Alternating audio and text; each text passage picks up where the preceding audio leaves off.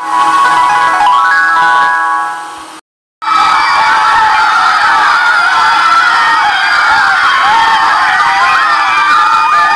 ছাত্ৰ-ছাত্ৰীসকল, আমি এয়া ষষ্ঠ শ্ৰেণীৰ বাবে ক্লাছ 6ৰ বাবে গণিতৰ পাঠ এটি লৈ আহিছোঁ।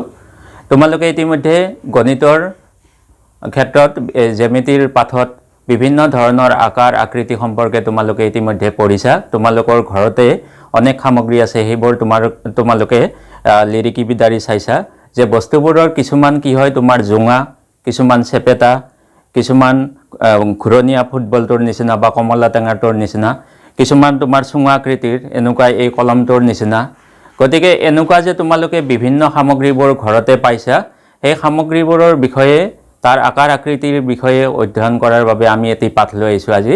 আৰু সেই পাঠটোৰ নাম হ'ল তোমালোকৰ এইটো জ্যামিতিৰ প্ৰাথমিক ধাৰণা, বেচিক কনচেপ্ট অফ জ্যামিতি। যে এই জ্যামিতি শব্দটো তোমাৰ গ্ৰীক ভাষাৰ পৰা আহিছে, যে জিঅ' আৰু মেট্ৰন। জিঅ' মানে হ'ল তোমাৰ পৃথিৱীখনক বুজাইছে আৰু মেট্ৰন মানে মাপ লোৱা। গতিকে এনেকুৱা জিঅ'মেট্ৰিৰ নিচিনা শব্দ তাৰমানে কিয় দিছে এইটো, যে জিঅ' মানে হ'ল পৃথিৱী। অতীজৰে পৰা গ্ৰীকসকলে পৃথিৱীখননো কেনেকুৱা, পৃথিৱীৰ চৌপাশে থকা বস্তুবোৰ কেনেকুৱা, তাক আমি মাপ ল'ব পাৰোঁনে, এটা বস্তুৰ লগত আনটো তুলনা কৰিব পাৰোঁনে, এই সম্পৰ্কে তেওঁলোকে অধ্যয়ন কৰাৰ বাবে সেইকাৰণে এই জিঅ'মেট্ৰি শব্দটো আহিছে, তাৰ পৰা পৃথিৱীৰ নামৰ লগত জড়িত কৰি। ঠিক তেনেকৈ তোমালোকে জিঅ'গ্ৰাফিও পাবা, ভূগোলবিদ্যা, তোমালোকে জিঅ'লজি পাবা, ভূতত্ত্ববিদ্যা, এইবোৰ তোমালোকে ডাঙৰ হ'লে গম পাবা। এতিয়া আজি আমি এই জ্যামিতিৰ প্ৰাথমিক ধাৰণাবোৰৰ বিষয়ে অধ্যয়ন কৰাৰ প্ৰথম পাঠটো তোমালোকৰ কাৰণে লৈ আহিছোঁ, বিন্দু। এই বিন্দুৰ পৰাই গোটেই জিঅ'মেট্ৰিৰ গোটেই কথাখিনি আৰম্ভ হৈছে। বিন্দু বোলোতে তোমালোকে নিশ্চয় জানা যে তোমাৰ কাঠ পেঞ্চিলডালৰ জোঙা আগটোৰে তুমি যেতিয়া কাগজত এনেকুৱাকৈ এটা ফুট দিবা, সেইটোৱে বিন্দু হয়। বিন্দুটো এতিয়া কেনেকুৱা, যে অতি এটা সৰু বস্তু যাৰ আচলতে উচ্চতা তেনেকুৱা, আকাৰটো আছে, সি স্থিতিও আছে তাৰ, সি তাত আছে, কিন্তু তাৰ তেনেকুৱা উচ্চতা বা আয়তন এইবিলাক আমি নথকা বুলি কওঁ, যদিও আজিৰ বিজ্ঞানে সেইখিনি উলিয়াব পৰা হৈছে। তথাপিও তোমালোকৰ পাঠৰ কাৰণে এইটোৱে, যে তাৰ এটা স্থিতি আছে, কিন্তু তাৰ তেনেকুৱা আকাৰটো আছে, কিন্তু তাৰ তেনেকুৱা আয়তন বা উচ্চতা এইবিলাক নাই। এতিয়া এনেকুৱা বিন্দু তোমালোকৰ ঘৰতেই অসংখ্য আছে। তোমালোকে এই বিন্দুৰ ধাৰণাৰ কাৰণে যে তোমালোকৰ এই কেঁচিখনৰ এই যে জোঙা তোমাৰ আগটো, এই দুটাই তোমাক বিন্দুৰ ধাৰণা দিব। এইটো তোমাৰ ঘৰতে আছে। বা তোমাৰ ফৰচেপডাল, তাৰ পৰা তুমি এনেকুৱাকৈ বিন্দুৰ ধাৰণা পাব পাৰা। তোমালোকৰ মায়ে যিটো চোলাত মৰা পিন, সেইটোৰ পৰা তোমালোকে পাব পাৰা এনেকুৱা বিন্দুৰ ধাৰণাটো।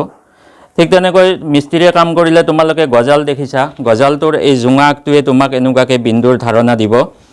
বা তেনেকৈ কেতিয়াবা বেজি দিলে দেখিবা তোমালোকৰ চিৰিঞ্জৰ যিটো এইটো আগটো, এইটোৱে তোমাক এনেকুৱাকৈ বিন্দুৰ ধাৰণা দিব। ঘৰত এনেকুৱা সামগ্ৰী তোমালোকে আৰু 10 বিধ বাছি উলিয়াবা।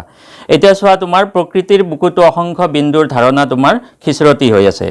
তুমি চোৱা, এই দেৱদাৰুৰ পাতটো, দেৱদাৰু গুৱাহাটীত বহুত আছে বা তোমালোক গাঁৱতো পাবা, যে এই দেৱদাৰুৰ জোঙা পাতটোৱেও এইটো জোঙা অংশটো, শীৰ্ষটো তোমাক কি কৰিব, বিন্দুৰ ধাৰণা দিব। আহঁতৰ পাত তোমালোকে লাৰি চাৰি চাই পাইছা, আঁকিবও দিছিলে তোমালোকৰ ছবিৰ ক্লাছত।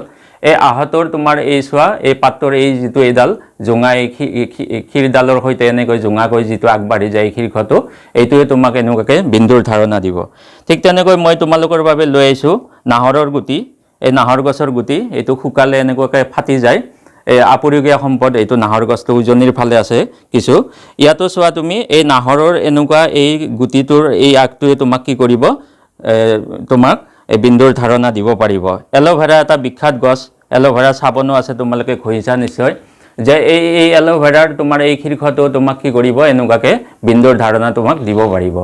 আৰু তুমি নামঘৰলৈ যোৱা বা তেনেকুৱা গীৰ্জা হওক, হেৰি হওক, এইবিলাকতো তুমি কি কৰিবা, এনেকুৱা বিন্দুৰ ধাৰণা পাবা। এনেকুৱা এই আমাৰ এই সঁফুৰা শৰাইখন, এই সঁফুৰা শৰাইৰ এইটোৰ পৰাও তুমি ইয়াৰ এই জোঙা আগটোৰ পৰা বা মহাদেৱৰ ত্ৰিশূলডালৰ পৰা বা তোমাৰ মন্দিৰৰ চূড়াবিলাকৰ পৰা, এইবিলাকৰ পৰাও তুমি অসংখ্য এনেকুৱা বিন্দুৰ ধাৰণা পাব পাৰিবা।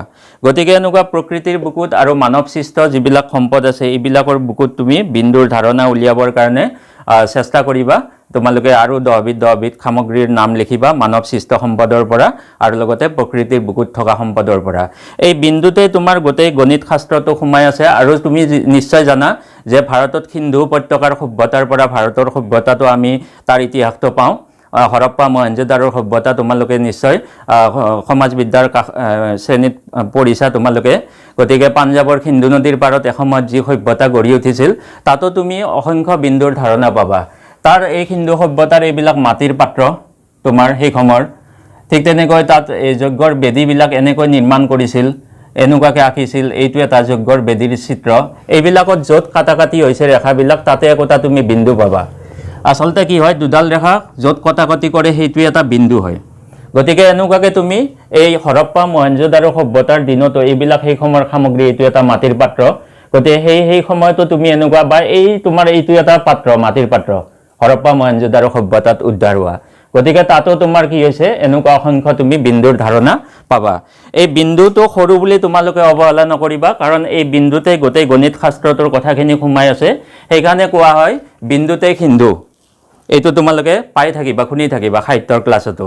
যে বিন্দুতে সিন্ধু অৰ্থাৎ কি এই সিন্ধু নদীৰ যিটো সভ্যতা বা নদী এইটো তোমাৰ কি হৈছে যে গোটেই এই বিন্দুটোতে গোটেই সিন্ধু উপত্যকাৰ সভ্যতাটো যেন সোমাই আছে কিহৰ কাৰণে যে সৰু বস্তু এটাতে সৰু চিন্তা এটাতে মহৎ ডাঙৰ এটা কামৰ বীজ সোমাই থাকে সেইকাৰণে ভূপেন হাজৰিকাই কৈ গৈছে তোমাৰ জীৱন সিন্ধু বহু বিন্দুৰে হয় যদি কৰ্মেৰে বিন্দু পূৰ্ণ যে জীৱনটো আমাৰ সৰু সৰু বিন্দুৰে গঠিত মুহূৰ্তৰ সমষ্টিৰে গঠিত সৰু সৰু বিন্দু সৰু সৰু কামেৰে গঠিত আৰু সেই সৰু সৰু কাম লগ লাগিয়ে গোটেই জীৱনটো কি হয় আমাৰ পৰিপূৰ্ণ হয় যদিহে আমি কাম কৰি যাওঁ কিন্তু শুই বহি থাকিলে আমাৰ কি হ'ব সেই বিন্দুবিলাক কামৰ বিন্দুবিলাক কৰ্মৰ বিন্দুবিলাক পূৰ্ণ হ'ব সেইকাৰণে আমি অকণমান সময়ো অৱবত কটাব নালাগে এনে শুই বহি থাকিব নালাগে আমি গোটেই এই বিন্দুৰ সমষ্টি যে জীৱনটো অকণমান সময় লগ লাগি আমাৰ গোটেই জীৱনটো গঠিত হয় সেই গোটেই জীৱনটো আমি কি কৰিব লাগিব কৰ্মৰে পৰিপূৰ্ণ কৰিব লাগিব যেটো ভূপেন হাজৰিকাই কৰি থৈ গৈছে APJ আব্দুল কালামে কৰি থৈ গৈছে